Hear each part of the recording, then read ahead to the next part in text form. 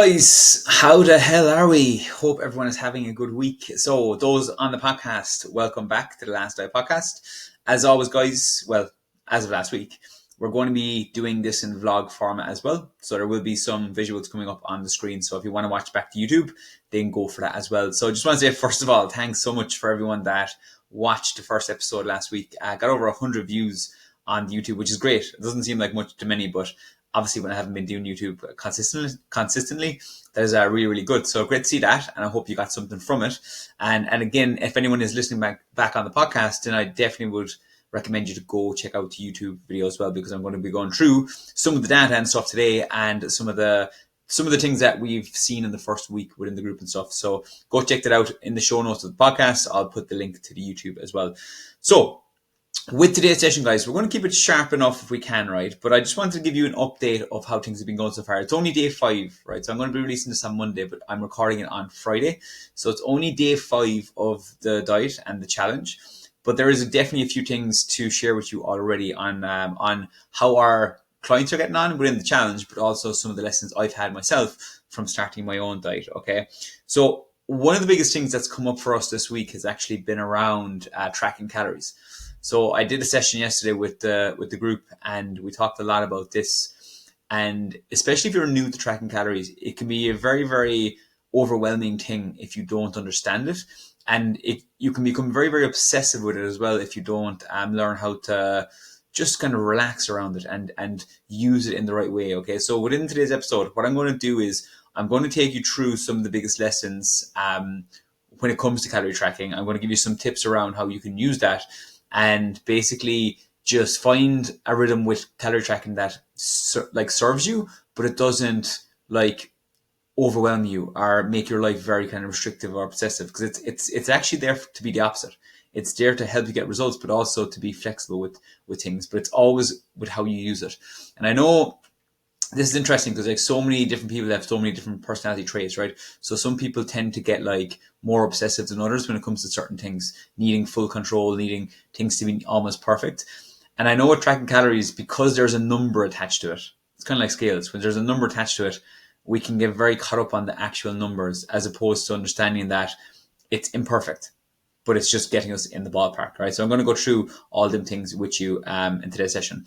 Now, as well as that, guys, I'm going to also update you on my progress. So I'm going to share my data, some of the data from the first 5 days. There's some interesting trends already happening with the weight and stuff. So I'm going to give you a little bit of kind of information around that, and the calories I've been eating, the types of exercise I've been doing and stuff as well. So I'm just going to give you an overall update on that. And then before we finish it out, I'm going to just give you just a little update on what's going to be coming over the next couple of episodes as well, so you can catch up on them. Obviously, as the 8 week starts to unfold, there'll be a lot more to share with you.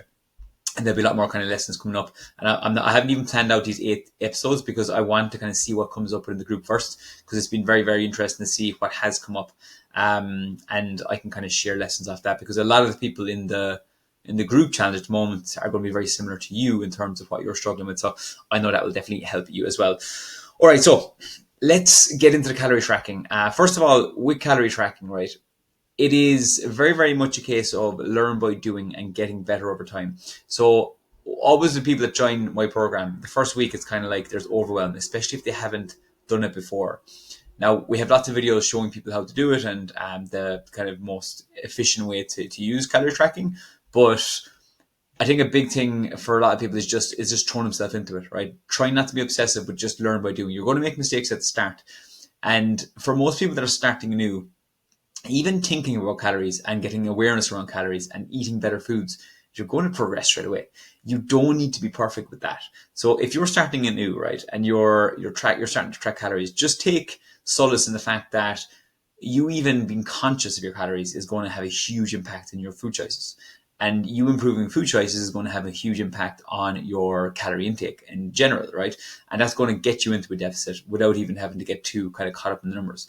Over time, you will have to kind of lock in a little bit more. But I think for the start, especially, just learning around calories is really useful. That's not to say you shouldn't try to, get as close as possible. But all we're ever trying to do with this, guys, is we're trying to get in the ballpark and be okay with being in the ballpark. Because an interesting fact that a lot of people don't know is calories in general aren't extremely accurate. Like even the labels of foods have like a decent error margin, right? I'm not sure exact numbers. It could be up to like 15 to 20% off for some of them, right? So even at that, that's going to be inaccurate to some extent. On top of that, then you have to take into account like tracking calories. Obviously, there's going to be human error, so it depends how good you are at that. But even in that, if you're picking like what the right calories are in the app, sometimes the stuff in the app mightn't be right either. So there's a lot of things that can actually kind of be off a little bit with calories. So I'm saying this not to kind of make you think it's not going to work, because it will work, but it's just not to get too obsessive about it. But at the same time, try to get into the ballpark with it. Now, a few things that caught people out this week was not knowing how to like bulk cook food and then kind of portion out the foods after, right? So this is a very common thing. It's easy to like scan a barcode, like a bag of potatoes, for example. You scan a barcode, it comes up, bag of potatoes, 130 calories, great, put it in MyFitnessPal, away we go, right? So that's easy. But then there's some certain things that you have, like to put certain ingredients into the actual meal. For example, if you're tracking like a chicken breast, you're going to have to weigh out the chicken breast, and let's just say it's 156 grams. You can't just put in one chicken breast, because on MyFitnessPal, what does that even mean? One chicken breast. Not all chicken breasts are going to be the same weight. So you have to weigh out the chicken breast, and in MyFitnessPal, you have to basically type in how many grams are there. So you put in, turn it to grams, servings, and then you put in whatever, 156, depending on its weight. So then you put that ingredient in separately, right? And then also on top of that, the harder part is to bulk cook like a meal. So if you want a meal prep, or if you're cooking for your family, obviously it's going to be harder to like know exactly what's totally gone into the meal. So you might say, all right, I'm making like I'm bulk cooking this meal, and there's 4 servings in this meal. But how the hell do I know how much calories are per serving, or how much serving is a serving? So it's kind of like, it can get confusing, right? So what I said to my group yesterday is like, we can simplify this way down. MyFitnessPal is a really good tool inside it that you can use, where basically you can create a recipe, right? So within the recipe, what you do is you create a recipe. Let's just say it's spaghetti bolognese. And in the recipe, you put in all the ingredients that go into the spaghetti bolognese. And at the end, it asks you, how many servings will this make?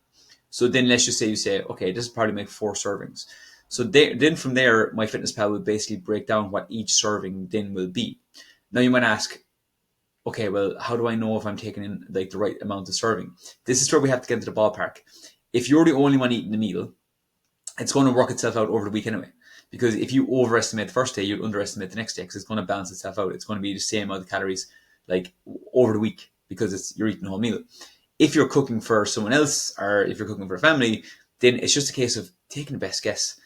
If you're very kind of, I suppose, hell-bent on getting very close, just underestimate a small bit. Like take a little bit less than you might think a serving might be. And then you put in the calories for a serving, and you're already winning, right? So just get in the ballpark. It doesn't have to be perfect, but you just want to get close enough, basically, with that.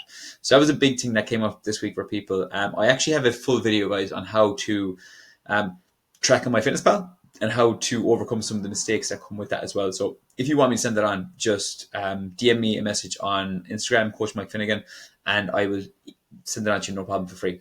Because I love educating people through tracking, because it doesn't have to be obsessive. If you use it in the right way, it educates you, and then you can have it as a tool that you could use for the rest of your life during like periods. Instead of thinking you have to do it all the time, you can just use it in periods when you might need that. So it's funny, guys. So MyFitnessPal is very, very handy, right? In that once you start to use it for a couple of weeks, the same foods are going to keep coming back up. It has a history. So when you put in your breakfast, for example, if your breakfast is similar most of the time, you're going to be just basically swiping it in from the day before. And if you will say, if you have like similar ingredients all the time, again, you're just going to be using it from your history. So you basically will putting it in. And if it's the same serving size roughly, you're basically going to be putting that in as well. So you could even get pretty close all the time. Once you have a week or two of data, you could get pretty close all the time without even weighing things out. So it's just very, very handy that way. Like I have, like Karen made a soup last week, and she just threw loads of stuff into it. And it's a really nice soup. And I've been eating it all this week, every day, right? But I have no idea what the calories are in the soup are, right? But what I've done is basically just taken the best guess. Some foods are going to allow for that more than others. Like if you're starting this out, I would definitely recommend trying to try to weigh things out at the start and try to get as close as you can, just even for education. But there are some foods such as soup, like such as kind of salady bits and even lean meats and stuff that you can take a best guess, oats and stuff. You can take a best guess and you're going to be pretty close.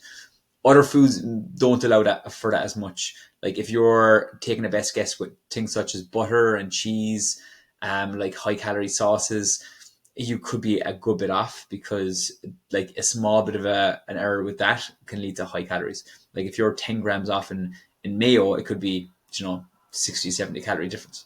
So it's just with the higher calorie stuff, trying to get as close as you can with that. So guys, I hope that makes sense, right? What I'm going to go on to next now is I'm going to talk about my week, first of all, and I suppose how I've actually managed to just have a successful week so far with this. Right, so I'm just going to show you some of my foods that I've been eating this week, guys, on my Fitness Pal. For those of you listening back on the podcast again, I'm just basically sharing my screen here with my Fitness Pal foods and ingredients. So for this week, I've been aiming for between 2,000 to 2,200 calories. Okay, so that's a decent deficit for me. I'm going to show you the exact numbers in a second. I'll show you my actual data sheet that we're using with our 8-week challenge. But going through some of these foods, right, the thing I really wanted to focus on this week was simplicity. I always think in week one, if you can have a productive week in week one and you can make things as easy as possible, it just creates momentum for the other weeks. So instead of like trying to be fancy with all the meals and trying to meal prep everything in advance, and I just kept the meals very, very simple. And I had similar meals most days so that even with my Fitness Pal, getting used to that again became easier because I was just swiping in meals from the day before. And in terms of actually cooking the meals and stuff, I could actually like double up and have similar meals, the day after. So for example, right, I was in the office a lot this week. So for breakfast, I just carried my meals with me. So we have a microwave. So I was able to carry my oats, and I have my oats generally with some protein powder and with some blueberries, right? So a very, very simple breakfast that I can cook in the office. For some people, you might have access to a microwave in the morning, so you might carry like overnight oats or something like that, something on the go. What I also carried was, you probably saw on my stories, I actually put a video or a picture up here if I can, of my Weetabix cheesecake breakfast. So basically it's just Weetabix crushed up with some Greek yogurt on top, mixed with some protein powder, and then sprinkled with some blueberries on top. It's so nice. I put sweetener to it as well. But the great thing is I make it the night before, so it holds really well in the fridge, and then I can carry it on the go. So it's all good to go.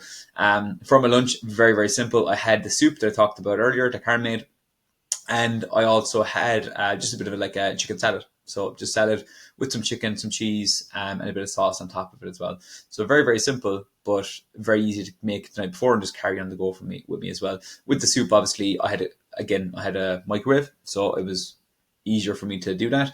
For some people, you mightn't have that, so you might have to just kind of go for like more cold options. Or if you like soup cold, go for that as well. So then for dinner, again, very, very simple. All I had was a marinated chicken breast with some broccoli on the side, and then I had some homemade air fried chips that I made myself with really nice seasoning, and just a bit of sauce on the side of that. So again, very, very easy and very, very nice as well. I enjoy this food. Like if you don't like these foods, you don't have to eat these foods.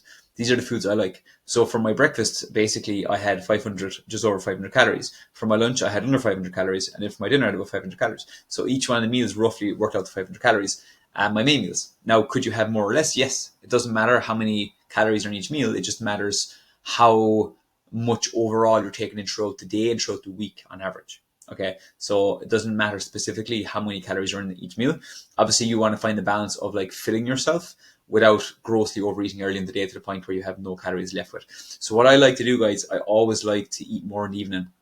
So you'll see my snacks here. I have fruit, right? But I actually had that throughout the day, so I had that in between meals because I do like to snack a lot. But in the evening, then I like to have like my bit of chocolate. So I had 100 calories worth of chocolate. Then I also had like some sugar-free jelly with yogurt and blueberries as well.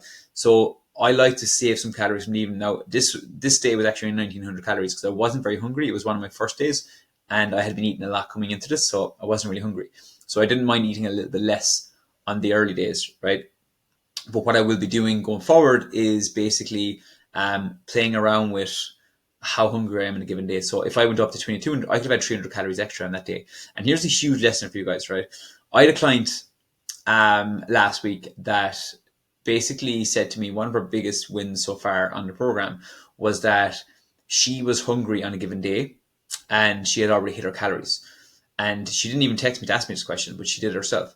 She basically had an extra 200 calories that night of a nice enjoyable snack and went to bed feeling full and moved on with it the next day and didn't obsess about it. What she would have usually done in the past is she would have tried to willpower her way through. I hit my calories, I can't have any more. If I go over, I'll fail.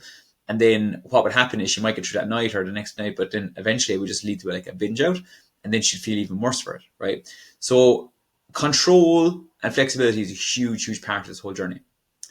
So once you give yourself like that flexibility to eat a little bit more, it takes the pressure off you need to hit your calories exactly. And then you feeling almost starving because of it. So like I said, with this, right, I have a range, and this is what I like to do, right?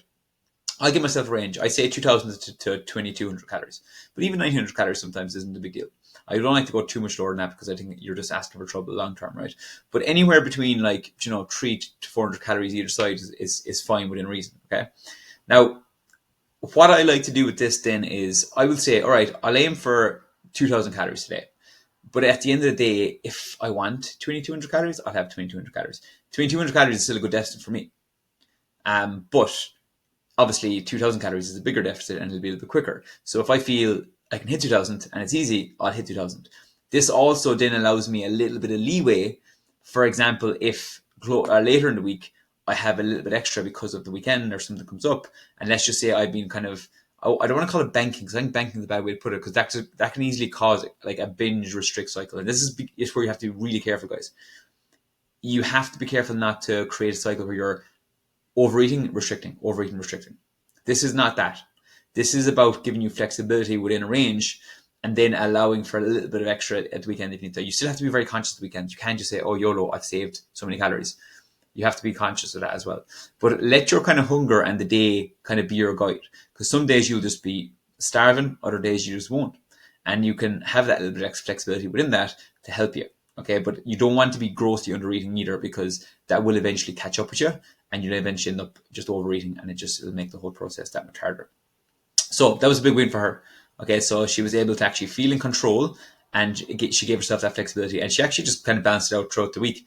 Like she said, it didn't really make it much of a difference, because remember, like if you're going for the calories, for example, I'm going for 2,200 calories, but my maintenance is probably around 2,800. So that means I'm in a deficit of 600. So I have 600 calories. Like that's what I have to play with, really.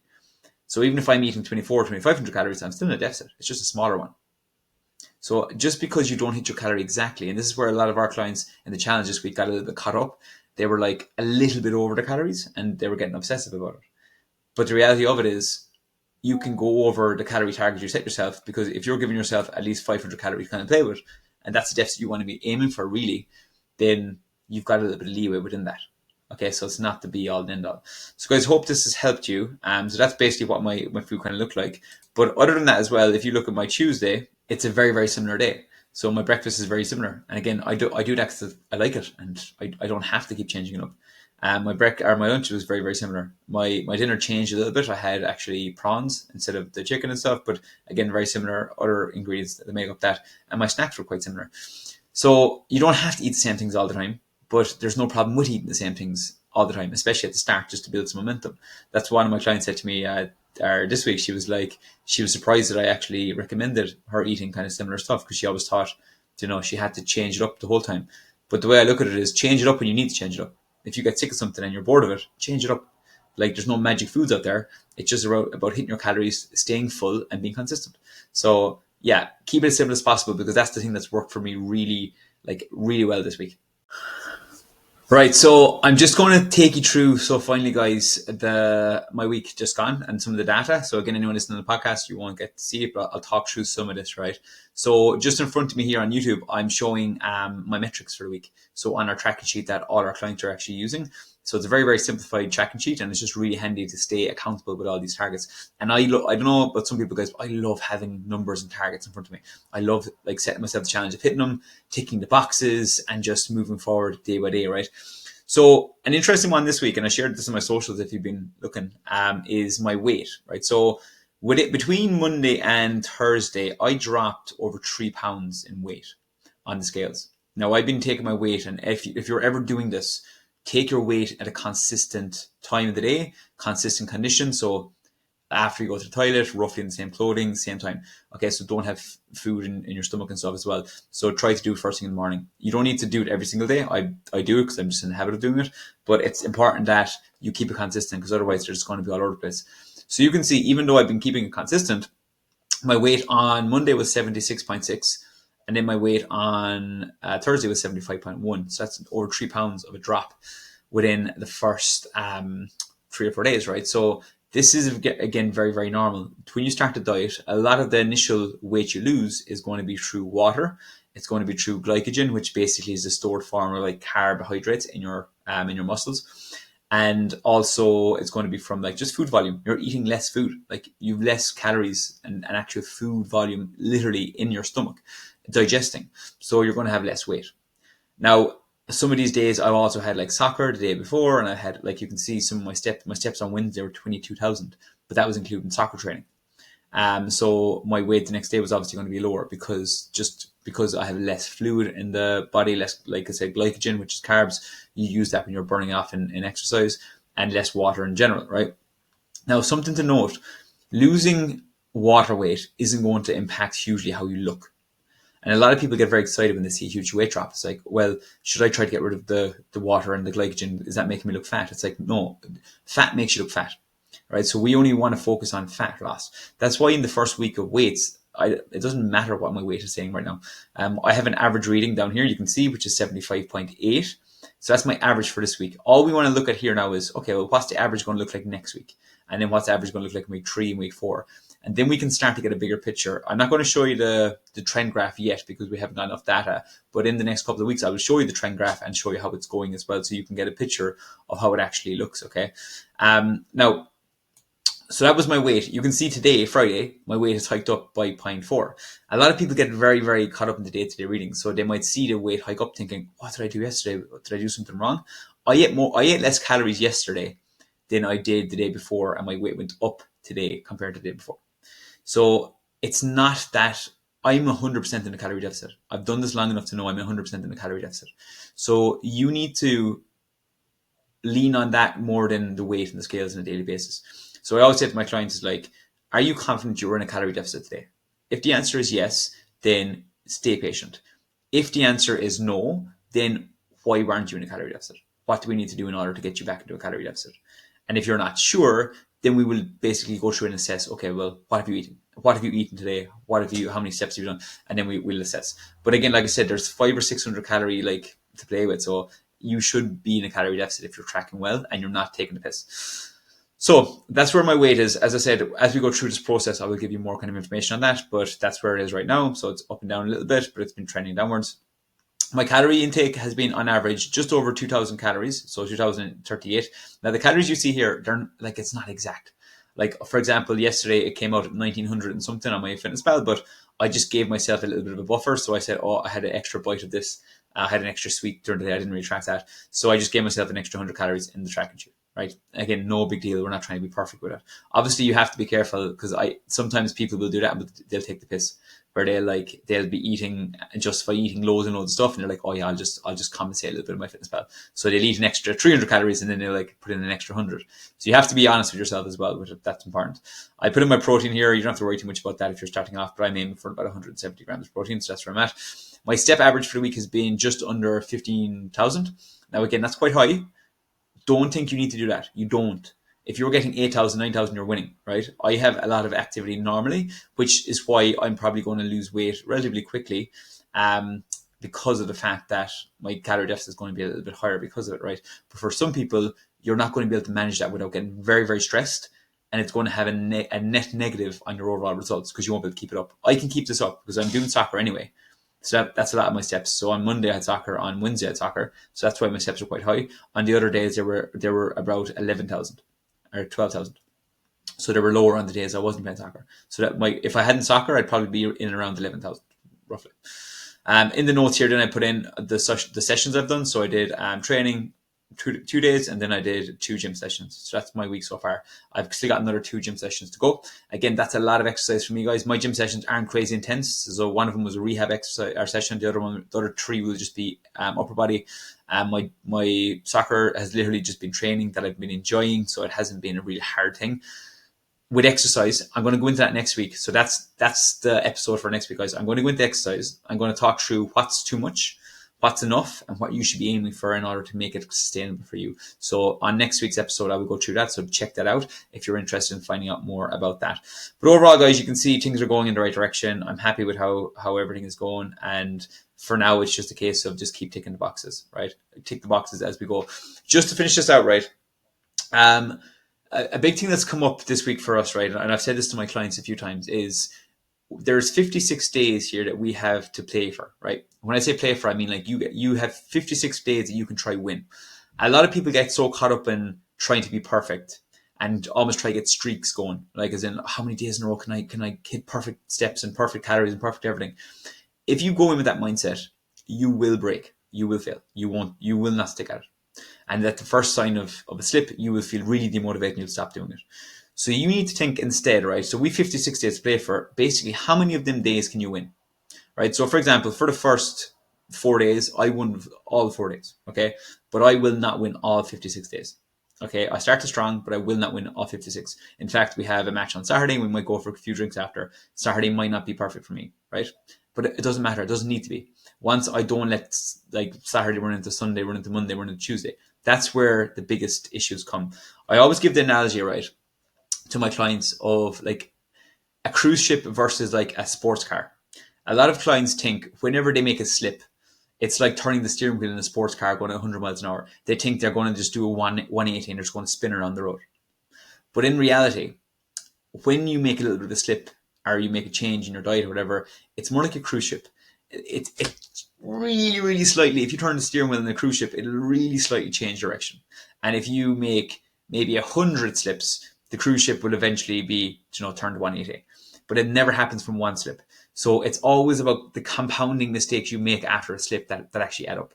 So if you have a day where it doesn't go to plan, the quicker you can reset and just let it go, the quicker your results are going to come. So that's the biggest advice I'm going to give you from today's session, right? So if you're following this, guys, I'm going to wrap it up here. If you're following this and you're, looking to start your own journey, just start small. Follow along to what I'm doing roughly and don't be perfect with it. I guarantee you start doing that between now and Christmas, you're going to be a long way there. Our group is going amazingly well and they're inspiring each other. There's a lot of people asking questions and of course they're bouncing off each other, which is really, really helping. But even if you don't have that element, you can still take some actions that are going to take you closer to your goal than otherwise. So guys, thanks for listening, everyone that's joined this week. Any questions on anything I've talked about today, reach out to me on Instagram or YouTube. You can even comment underneath the YouTube video. I'm more happy to get back to you. I always get back to everyone. And yeah, any questions on anything I've talked about, let me know. I'm excited to keep going and see where the next few weeks take us.